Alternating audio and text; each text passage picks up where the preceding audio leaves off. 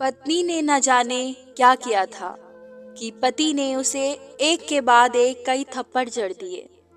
हमेशा हर बात को शांति से हैंडल करने वाली पत्नी भी इस बार इतनी अशांत हो उठी कि उसने अपनी चप्पल ही निकालकर पति की ओर दे फेंकी। चप्पल पति के बालों को छूते हुए निकल गई। ये किस्सा यहीं पर खत्म हो सकता था, मगर पति ने इसे अपनी मर्दानगी का विषय बना लिया और बात बद से बदतर होती चली गई। रिश्तेदारों ने भी आग में घी का काम किया। किसी ने कहा, जो औरत अपने पति को चप्पल से मार सकती है वो ना ही वफादार हो सकती है और ना ही पतिव्रता। ऐसी औरत परिवार ही नहीं पूरे समाज पर कलंक की तरह है। बीवी के पक्ष वाले कहाँ पीछे रहने वाले थे। किसी ने कहा, 21वीं सदी में भी जो स्त्री के साथ मारपीट करते हैं उन्हें तो जेल भेज देना चाहिए। तो कोई कहता, जरूर उसको कोई और पसंद आ गई होगी, इसलिए अब पत्नी से मारपीट करने लगा है। बात कोर्ट तक पहुंच गई। दोनों पक्षों ने एक दूसरे के खिलाफ केस फाइल कर दिया। पति ने चरित्रहीन होने का तो पत्नी ने दहेज और शारीरिक उत्पीड़न का आरोप लगाया। 2 वर्षों से अधिक समय के लिए केस चला था। इन 2 वर्षों के दौरान दोनों पति पत्नी अलग अलग रहे थे।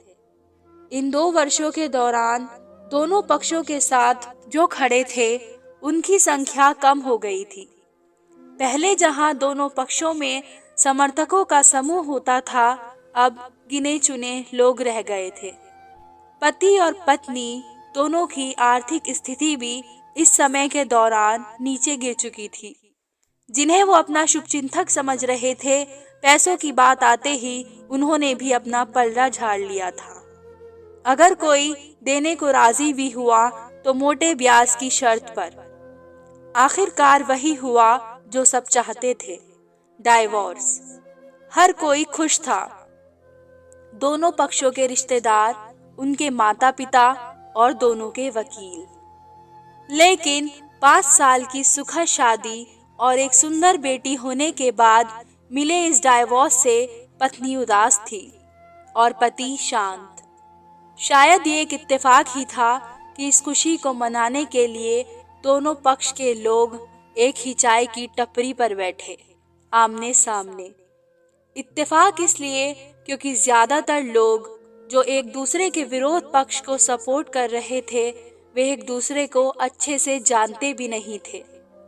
पति पत्नी भी इन सभी से दूर एक दूसरे के सामने मेज पर बैठे। पत्नी ने पति से कहा, अब तो खुश होगे ना, तुम्हारे मन की जो हुई है, मुबारक हो। तुम भी तो आज जीत गई हो। मुझसे तलाक तो तुम्हें भी मिल गया है। तलाक को तुम जीत का प्रतीक समझते हो? पत्नी ने पूछा। पति चुप रहा। थोड़ी देर की शांति के बाद पति ने कहा, मुझे तुम्हें 5 लाख रुपए अभी और हर महीने 8,000 देने का आदेश है। अभी मेरे पास पैसे नहीं हैं, इसलिए हमारा मतलब मेरा जो सिटी में फ्लैट है उसे तुम्हारे नाम कर देता हूँ। पत्नी बोली, लेकिन उस फ्लैट की कीमत तो 18 लाख की है। हाँ, लेकिन हमारी बेटी तुम्हारे साथ है और आगे जाके उसके खर्च भी बढ़ेंगे, तुम्हें थोड़ी आसानी होगी। पति ने कहा, नहीं नहीं, मुझे सिर्फ 5 लाख ही देना और तुम हर महीने 8,000 तो देने ही वाले हो, मैं मैनेज कर लूंगी। अगर 5 लाख नहीं है तब भी कोई बात नहीं, पत्नी बोली। दोनों फिर से शांत हो गए। पति सोचने लगा, कितनी भोली और समझदार है ये औरत, जो कुछ समय पहले तक मेरी पत्नी थी और जब अनजान।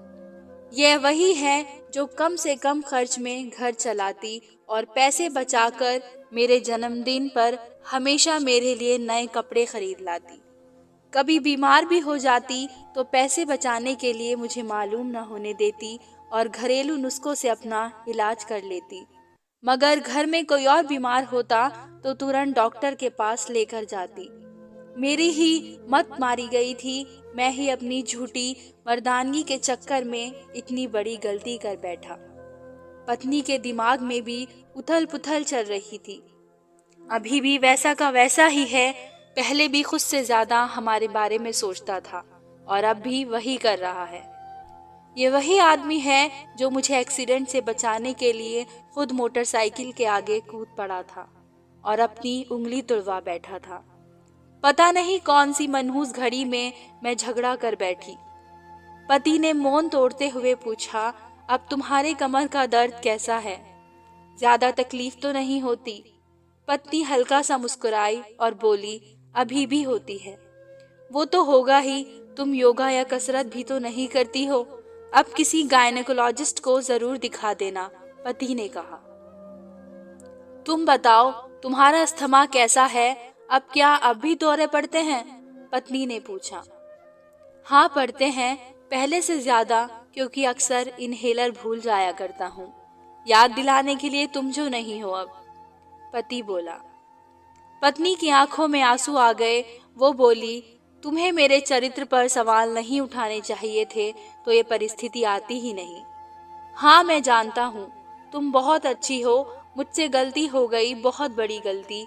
मैं लोगों के बहकावे में आ गया था, पति बोला। तुमने भी तो मुझ पर दहेज का इल्जाम लगाया था, वो बोला। गलत था और इस बात का मुझे भी पछतावा हुआ, पत्नी ने कहा। पति कुछ कहना चाह रहा था लेकिन हिचकिचा रहा था। पत्नी ने पूछा, कुछ कहना चाहते हो? वो बोला, क्या सब पहले जैसा नहीं हो सकता? क्या मतलब? पत्नी बोली, मतलब कि हम फिर से पहले की तरह पति पत्नी बनकर, सच्चे दोस्त बनकर नहीं रह सकते, पति बोला। पर ये डाइवोर्स के पेपर दिखाते हुए पत्नी ने कहा। फाड़ देते हैं, पति ने अपने पास रखे डाइवोर्स के पेपर फाड़ते हुए कहा। पत्नी ने भी अपने पास रखे पेपर फाड़ दिए। सभी हैरान थे, वकील, रिश्तेदार और माँ बाप। पति पत्नी दोनों एक दूसरे के हाथ में हाथ पकड़े अपने घर की तरफ चले गए। दोस्तों, ये कहानी उन हर पति पत्नी के लिए बड़ी सीख है जो छोटी छोटी बातों पर लड़ते हैं और इन झगड़ों को बड़ा बना के अलग होने का डिसीजन लेते हैं। प्यार और झगड़ा तो एक सिक्के के दो पहलुओं की तरह है, दोनों को स्वीकार करना होगा, तभी ये पवित्र रिश्ता उसकी मंजिल तक पहुंच पाएगा। उम्मीद करती हूँ आप सबको मेरी ये कहानी पसंद आई होगी। अगर आप सबको मेरी ये कहानी पसंद आई है तो मेरे चैनल को सब्सक्राइब करें, मेरी वीडियोस को लाइक करें और ज़्यादा से ज़्यादा शेयर करें। धन्यवाद।